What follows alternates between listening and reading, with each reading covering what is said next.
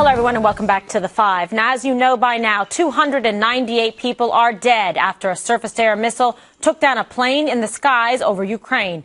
The missile was launched from an area controlled by Russian-backed separatists. And although Vladimir Putin blames Ukraine for the terror attack and held a moment of silence for the victims today, most of the world isn't buying it. Here's our ambassador to the UN. Because of the technical complexity of the SA-11, it is unlikely that the separatists could effectively operate the system without assistance from knowledgeable personnel. Thus, we cannot rule out technical assistance from Russian personnel in operating the systems. And here's a former Army Vice Chief of Staff, Jack Keane. Putin is fighting a proxy war. This is a proxy war that he's watched the Iranians do quite successfully for 30 years, and his objective is a redesign of the international order, particularly as it applies to Russia. So the focus should be on Putin and Russia. So is it finally time for the West to stand up to Comrade Vlad? Most of the world thinking yes. Pulling your thoughts. Well, I think Putin's the only one who thinks that somehow the Ukraine is responsible for taking down the flight. Everyone else thinks it's Russian separatists within Ukraine. Everyone knows that Buk system is a Russian system. They had to be trained by the Russians, probably operated by Russians, not necessarily Russian separatists, so it could actually be Russians who took the plane down. Vladimir Putin is on his heels now. He's asking for peace in the region right now. He should get peace in the region, but the way it's going to happen isn't going to be the U.S. We can send our Susan Rice, and we can make a lot of noise, but what really has to happen is the European Union has to come down and say, look, enough is enough. Germany, Merkel has to say, you got to stop, Vlad. Okay. We're not playing ball with you anymore unless you stop playing around in Ukraine. But all indicators are that Angela Merkel and the rest of the EU are loath to do so because they don't want to force Russia into a recession. Kimberly, is baffling. Absolutely baffling to me why they won't step up and push Russia and Vladimir Putin to back off Ukraine. Well, if there's a reason for that, because we aren't doing it. The fact is, how do you avoid a fight? You avoid a fight when you arrive with a gang. You never have to pull out a weapon if people are there. And the only people that are good at forming a gang is the United States. Mm-hmm. Now, Putin, he looks bad, but you're dealing with a leader who doesn't care about looking bad. His whole life is auditioning to be a Bond villain. This is something that actually enhances his reputation of pulling awful things and walking away. So if there is hell to pay, the only way that there will be hell to pay is if America steps up and encourages Europe to do something, because without us, nobody does anything. Andrew, you heard the president's remarks today. I didn't hear any kind of rhetoric that was strong and convincing to urge the rest of the world leaders to impose sanctions or that the U.S. would do something. There was some insinuation that perhaps Russia was behind this. And, you know, Vladimir Putin can apologize all he wants. I don't think he's sorry. He wants chaos and unrest. And, of course, he's going to deny that he had involvement in it. I don't buy the moment of silence. Yeah, he definitely does. But I don't think that Vladimir Putin wanted this. I mean, I don't think this is good for him. However, now he has to deal with the consequences of it. But this is how we stumbled into World War I, right? To use Obama's words, a horrible tragedy, if not a misunderstanding, and then total chaos. But listening to the president today, it was very professorial. It was very clinical. He listed this sort of checklist of what we were going to expect. An investigation. I mean, it sounds very similar to some of the reactions he's had when we've had domestic crises here at home.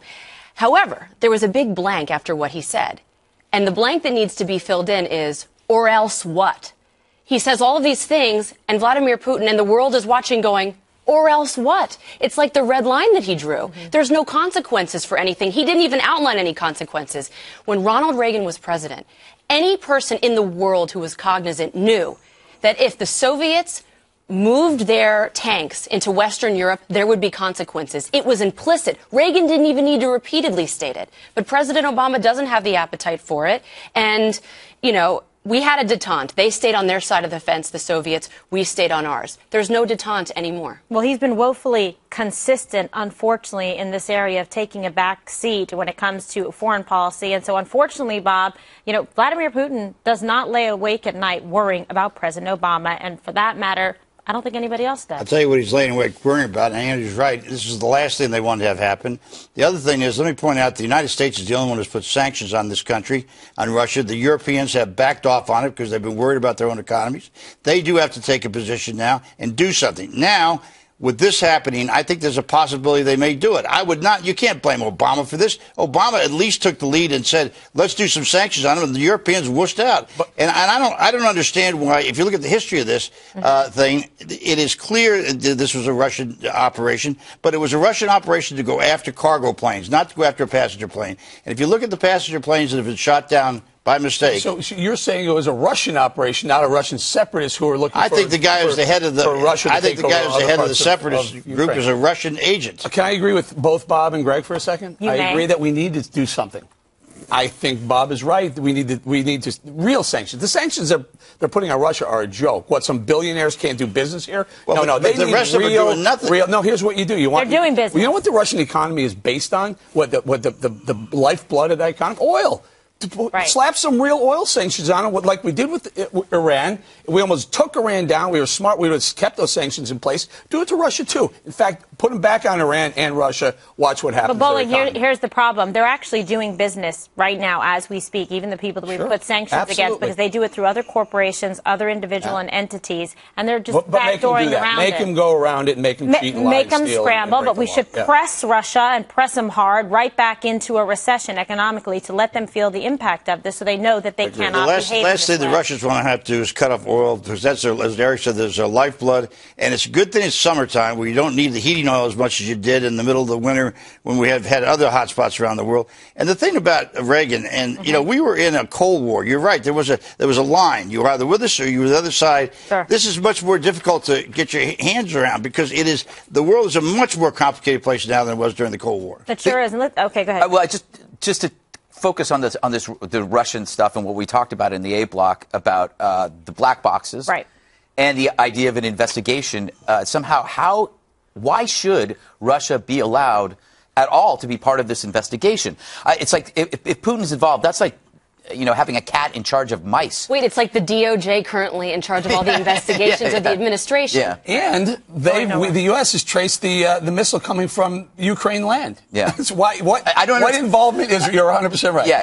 I don't. And I think that might be. I mean, we're jumping ahead, but that's what's missing is a declaration that the investigation, you have nothing to do with it. Yeah. Somebody has to say that. Who's going to take charge and say that? Because we didn't hear that today. And so what I know is that Putin is, in fact, stepping in and saying, Russia's going to be there. Don't worry, we've got this. We're going to check it out. Despite the fact, Andrew, we have intercepted phone calls that seem to implicate the Russian separatists. Then you have Samantha Power saying, believing that Putin and Russia is involved. Now the black boxes, where are they? Removed from the crime scene.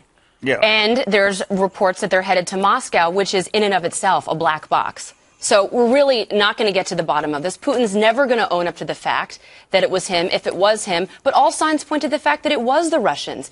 This type of assault requires very sophisticated training. The Ukrainian army is not very capable. I mean, they're more like the Keystone Cops, so it's obvious that the Russians were involved. But the perception of American weakness is so great that people like Putin are emboldened now to just do absolutely whatever they want. And Greg's right. Looking at the UN, I mean, do we really think the UN Security Council is going to give us answers? But this all started, Kimberly, with President Obama and the open mic about more flexibility after an election.